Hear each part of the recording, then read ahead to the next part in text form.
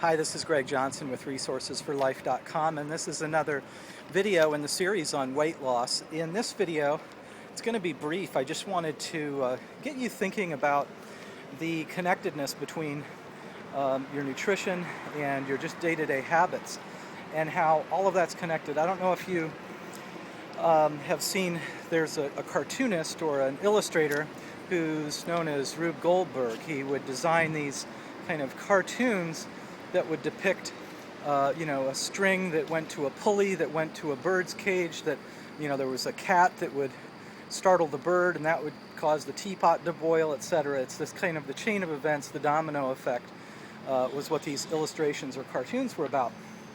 And similarly with weight loss, one of the, I think, benefits we can have is an awareness of the connectedness between the different things that we're doing throughout the day or avoiding throughout the day.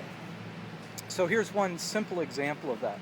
I've been recently returning to taking glucosamine. This is not like an endorsement for this specific brand, but I've been using Spring Valley.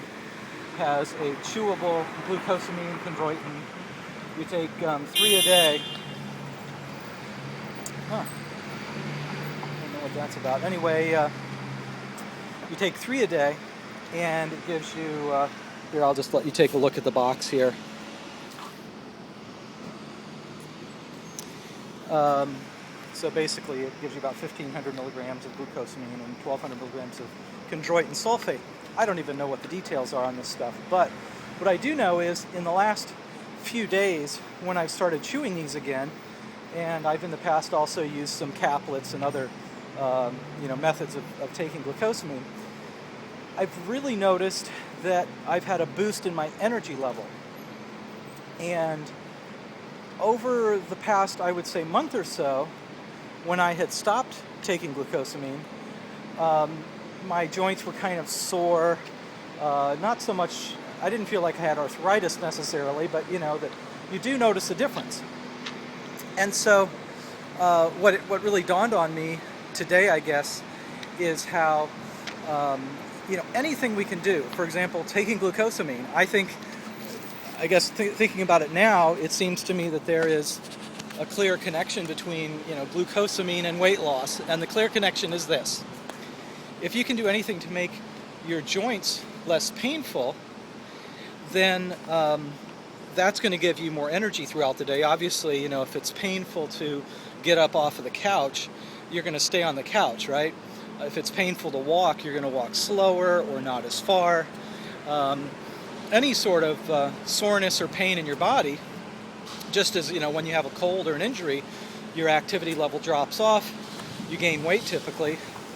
And so on a kind of a micro level, that's what glucosamine sulfate can do for you, is it can give you a better energy level because of having less joint pain. And I think a lot of people feel that glucosamine is for people in their 60s or 70s who've totally destroyed their knees by running a marathon every week or whatever.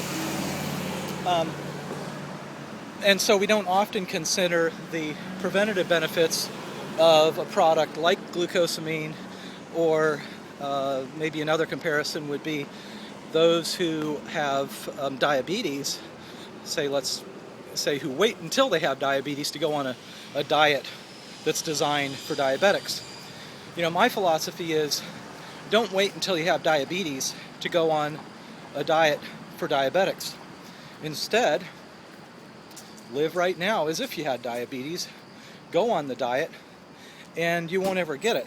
I suppose the same is true for those who've had a heart attack or having problems with taking too much salt, so they go on a low salt diet. Why not do all of that stuff in a preventative, proactive way, and then you won't be forced to do it later on. So anyway, the same I think is true with glucosamine chondroitin supplements, and that is that rather than waiting until you need them, take them before you need them so you don't need them later on.